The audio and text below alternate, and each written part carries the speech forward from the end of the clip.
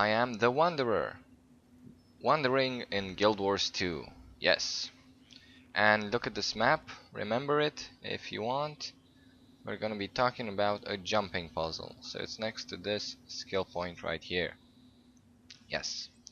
The last beta weekend was Among Us, and right now I've pretty much gone through all the footage, letting you guys know what I think about the beta, what I think about Guild Wars 2 in general, and bringing you new and exciting stuff, and most importantly, different stuff, like a multitude of different things you can do in Guild Wars 2.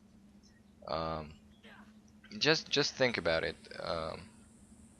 From other MMOs, could you just bring a multitude of activities that you could do with your character?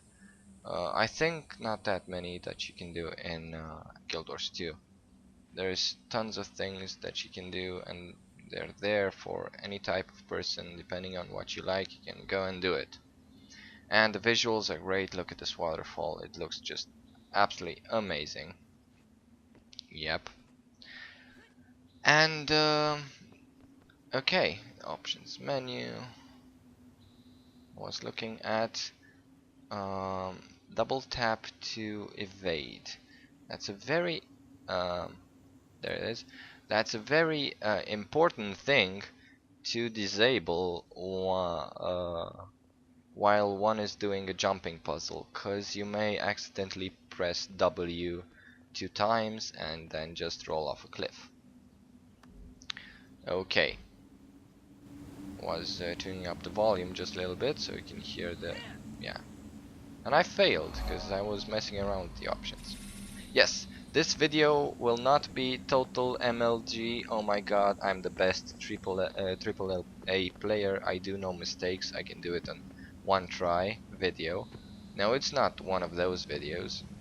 I am human, and I mean Asura, and I'm here to prove it. As much as you like me failing, I will include all of my fail attempts in this video. I did not cut anything out. I did absolutely everything. I just cut the portions where I had to go back to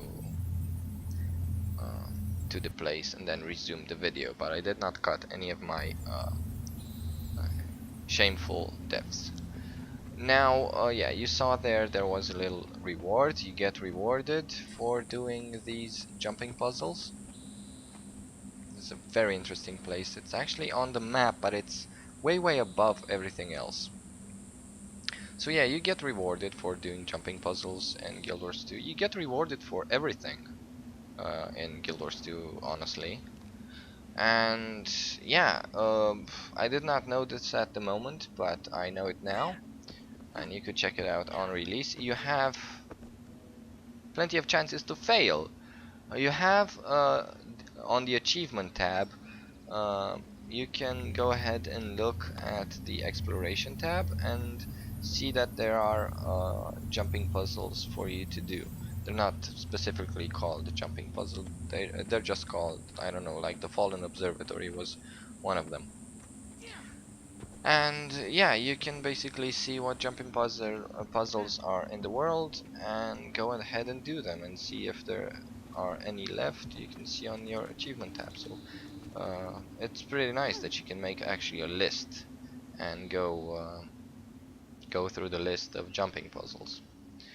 Now this is an interesting spot right here because I have one path to go, as you saw in front of me, but I have to take this secondary path in order to get a key. I cannot get through the next portal onto the next phase without actually getting this key. And once I get the key, talking to this guy, I get teleported onto the main path again. There we go, I'm right above the guy who gave me the key, and there we are. I was there, I essentially descended through there, and now I'm here. Watch the little clouds. They have a frequency, so they They puff 3 times, then they stop. You have to look out for it, stay a while, look at them and see exactly what their frequency is. This is an interesting one because you can't really tell when it stops, but it's good that it only gets you on your back and doesn't actually throw you. Now these things are these are not the worst of them. So this puzzle is long, probably because I found out about this puzzle, and I'm like level 3, right? Almost level 4. And I'm like, sure, I need to be like level 11 to do this puzzle. Let's see, what can I do? Spend about, I don't know, 1 hour leveling a bit, and then coming back to this puzzle. By the way, the vulture descends and gets back on the ground and does that repeatedly, so you have to jump there when the vulture is not there, because it will attack you and you'll be in combat, and when you are in combat you cannot jump. Okay, when you get through the portal you get stunned a little bit, and you also get a waypoint, but I do think I should have talked to the guy before getting the waypoint. So yeah, I was level 3. You have again to see the frequency and try to jump according to the frequency. Yeah, but I figured I won't spend like, yeah, when you fall to your death, you get automatically teleported to your last to your first gate, where you can talk to that little NPC and he will take you to the last place you visited. But I did not know this, so I went on and did the whole part again. This is where I cut the video and said, yeah, I'm gonna go manually. So yeah, talk to this guy. I don't know if actually he activates the waypoint for you, but it's safer to talk to him before going to the portal. So yeah, I'm back here. So I figured, no, I won't spend 1 hour leveling and then coming back to this place. I will spend about 20 minutes finishing this place and then I'll be happy. Nope, it took me about 2 hours, I think. Cutting all the pieces out, I got about, I don't know, 20-30 minutes of footage. But still. So when you fall down, you get teleported back there, right? But when you die, you have to return to a waypoint. And the closest waypoint is right where I started this video. So yeah, I'm back. After I ran all the way back and did all the jumping puzzles until that initial robot, because he can then take you back here. Okay, so please do not die, just fall down a cliff. It's easier to fall down a cliff because you don't have to do that initial jumping puzzle again, the one before the first chest. Yeah, so basically I would have had a better time being a higher level, but I figured, what the heck, I'm gonna go hardcore mode. So that's one path, but this is the second path I want to take the key. You can actually consider this as a tutorial. If it's hard for me to admit to it, but it is kind of like a tutorial, because you won't see me in my 2 hours of suffering. You would just get the edited pieces and see me die a lot, but still get the general idea where you have to go. And what the heck is that? I had no idea, and I died.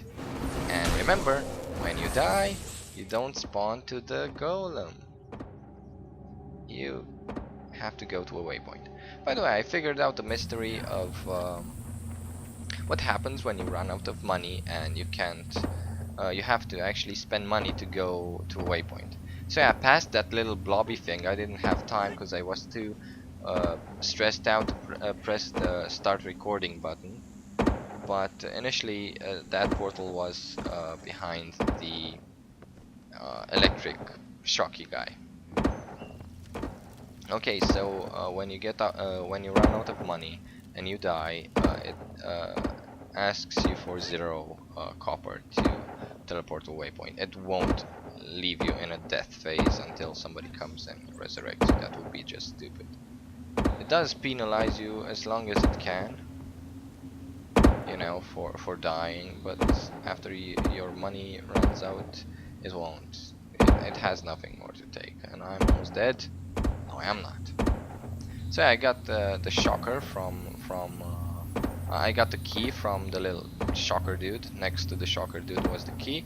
Then entering the portal, and then I started the recording, and I got with the key to this portal and got over here. So yeah, there are more phases. I had a hard time, and I would have probably never made it, but I have a surprise for you. I'm gonna leave that for the second video.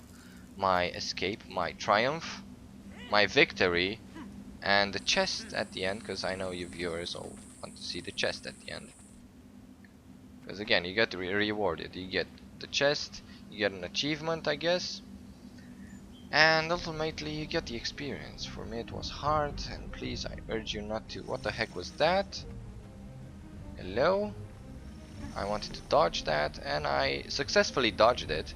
Now come to think about it, it's better to just fall and be resurrected than to be killed by what? Nope, didn't reset that time. Maybe they should look into that bug. Anyway, see you guys. Check out the next video. The Wanderer signing out.